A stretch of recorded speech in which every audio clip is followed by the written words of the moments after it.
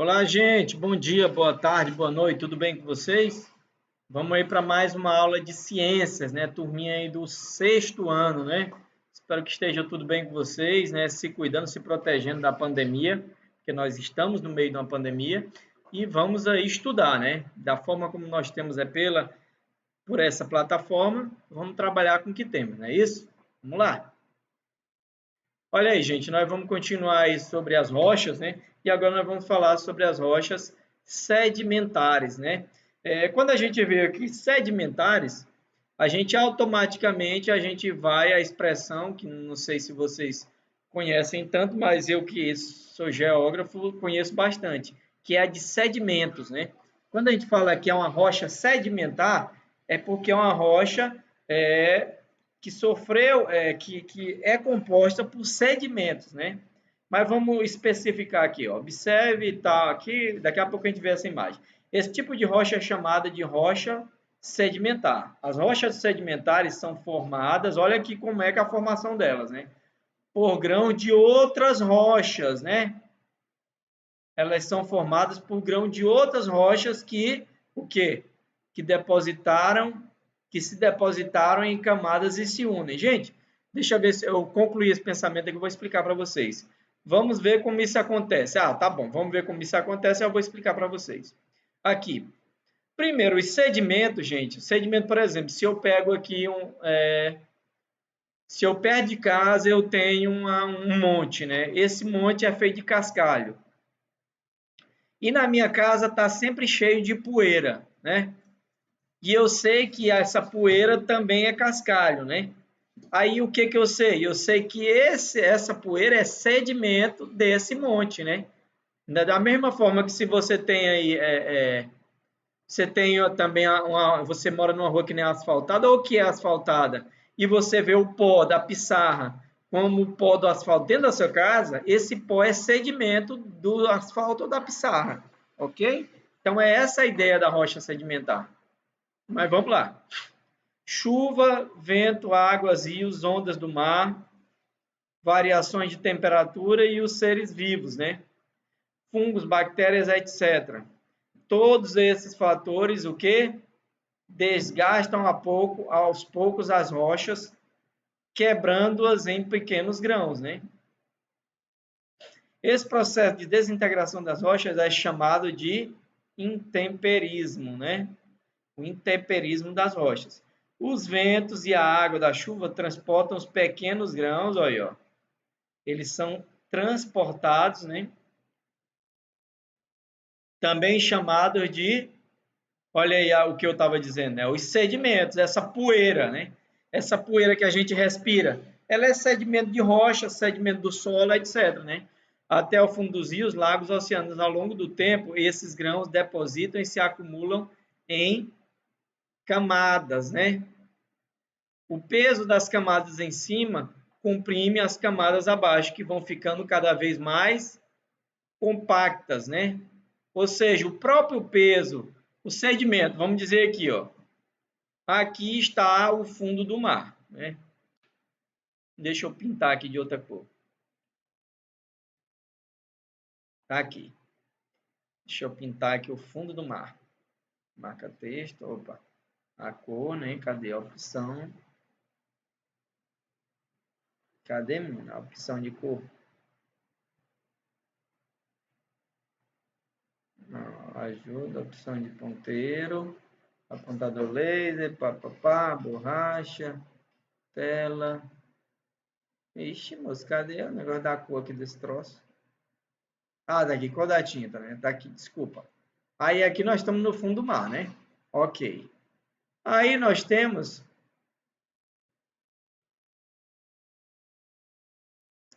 aqui, vamos voltar aqui para o amarelinho de novo, né? Mas não está dando certo, não. Vamos ver aqui a opção de ponteiro, cor da tinta. Pronto, agora voltou. Vamos voltar para o amarelinho. Ok. Aí nós temos esses detritos, né? Que estão caindo na água aqui. Vamos dizer que é um rio que derrama aqui, né? Dentro do mar. Ele está trazendo o quê? Esses sedimentos. Esses sedimentos, o que vai acontecer? Que no fundo do mar eles vão se acumulando, né? Ó. Aí aqui a primeira camada de sedimentos, aí depois com o tempo tem uma segunda camada, uma terceira, uma quarta, quem sabe uma quinta. Essa que está aqui mais no fundo, o que ela vai fazer? Ela vai sofrer o peso de todas essas outras, o que é uma pressão. E o que vai acontecer com essa aqui? Conforme o texto disse, ela vai como é que chama? Ao longo do tempo, acumula as camadas, o peso da camada acima vai ficando compacta. Era essa a palavra que eu estava atrás. Ela vai se compactando. E quando ela se compacta, ela se torna uma nova rocha. Só que uma rocha feita dos detritos de outras. Por isso, rocha sedimentar. Olha aí, sacou? Pois vamos continuar aí. Olha aqui, essa representação aqui é até melhor do que a minha, né? Aqui. Aqui, ó. Chuva, vento e outros. Aqui, ó. Chuva, vento e outros agentes de intemperismo desgastam as rochas e carregam os fragmentos. Olha os fragmentos descendo aqui, né?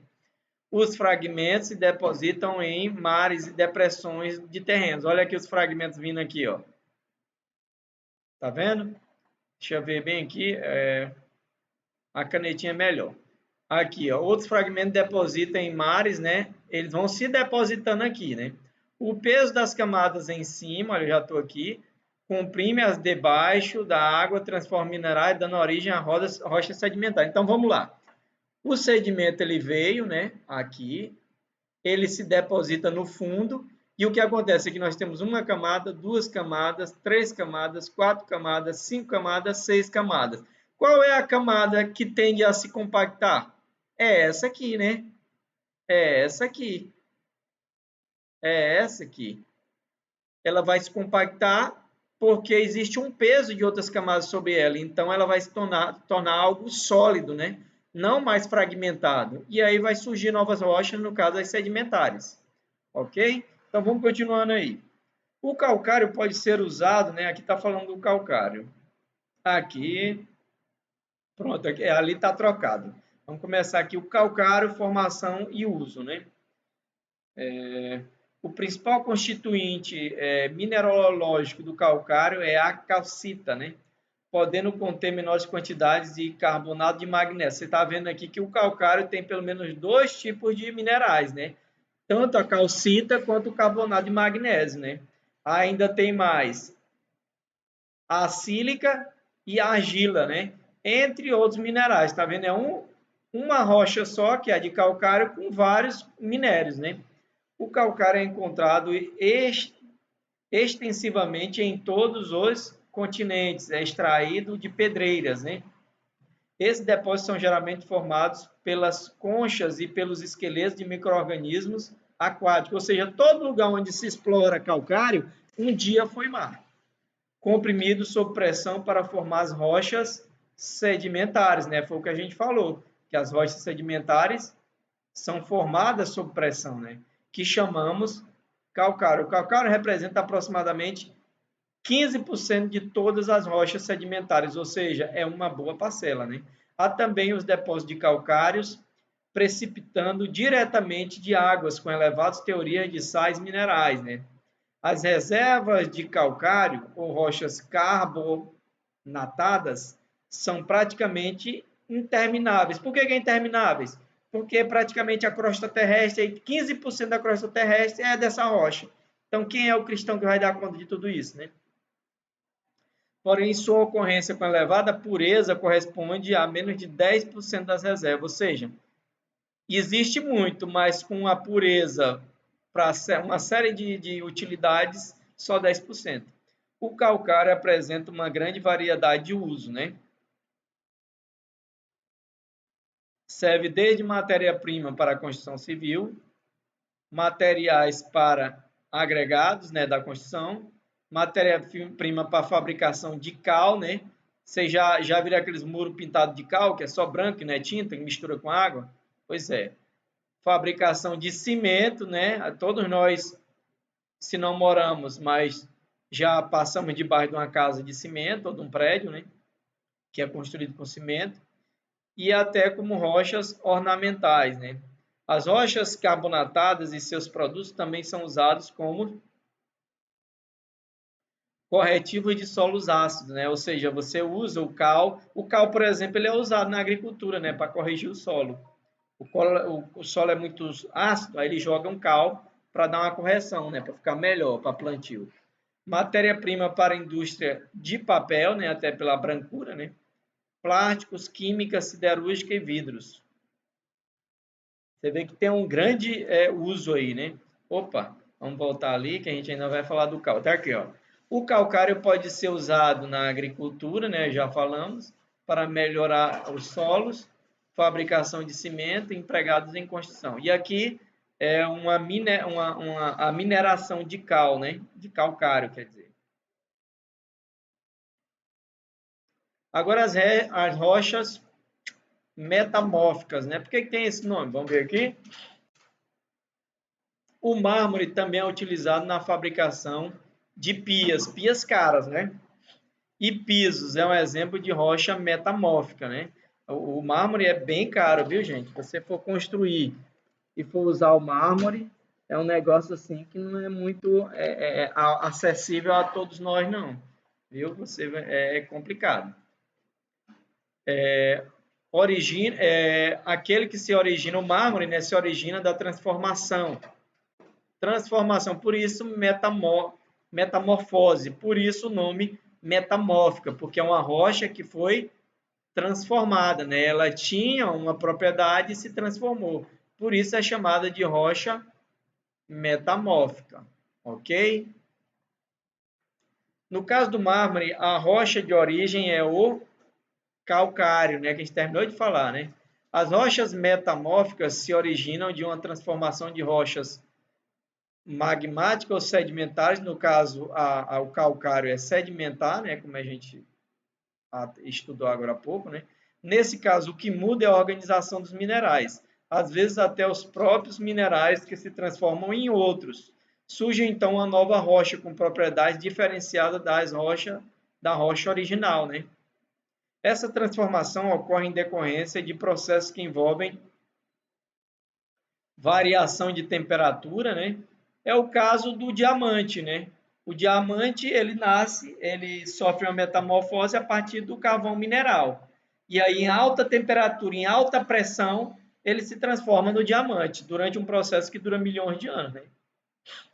Variação de temperatura e de pressão. Quando, por exemplo,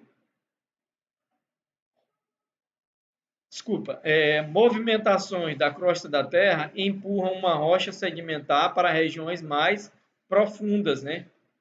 De maior pressão e temperatura. Ela sofre mudanças na aparência e na organização de seus minerais, né?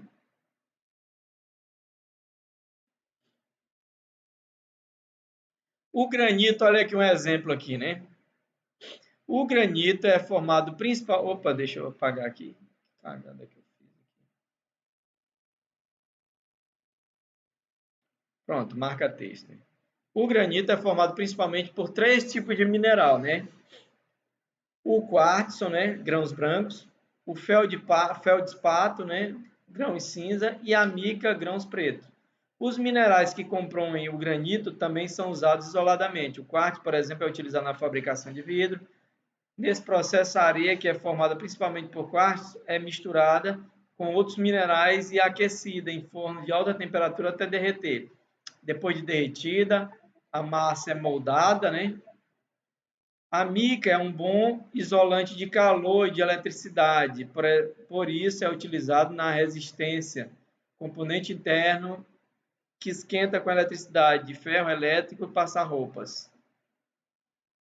No Japão foram descobertos jarros feitos de argila aquecida, com cerca de 10 mil anos de idade. No Brasil foram encontrados vasos, urnas, brinquedos e estatuetas de cerâmica, né? Na ilha de Marajó, no Brasil, no Pará, né? No Brasil. Estima-se que essas peças bem elaboradas tenham sido produzidas por comunidades indígenas entre 400 depois de Cristo a 1400 depois de Cristo, né? Um dos mais antigos sistemas de escrita do mundo consistia em anotações em placa de argila, né? Olha aí, por volta de 4000 a.C. Os sumérios, né? usavam bambu para escrever na argila úmida, que depois secava ao sol e virava, né, o escrito deles, né? Aqui, às vezes, quando entra em contato com a água, a lava esfria rapidamente. Os gases contidos nela são eliminados e forma-se uma rocha cheia de poros e buracos, né? Essa rocha que parece uma espuma endurecida é conhecida como pedra pumice, né? Inclusive, eu já usei, né? De vez em quando eu uso para passar nos pés, né? Para tirar o excesso de couro. E pode ser usado em polimento de superfície ou objeto ou para amaciar a pele, né? E eliminar calosidades, né? Inclusive, eu nem sei se tem ainda aqui em casa, eu vou ter que comprar uma pedra dessa aí, uma pedra pumice. As rochas magmáticas, né? Nós já estamos falando aqui das rochas magmáticas, que são as rochas de origem vulcânica, né? Formam a maior parte da crosta terrestre, né? Mas talvez você não perceba isso, porque elas estão geralmente abaixo do solo, né? Ou de camadas de outro tipo de rochas, as rochas sedimentares, né? Que você vai...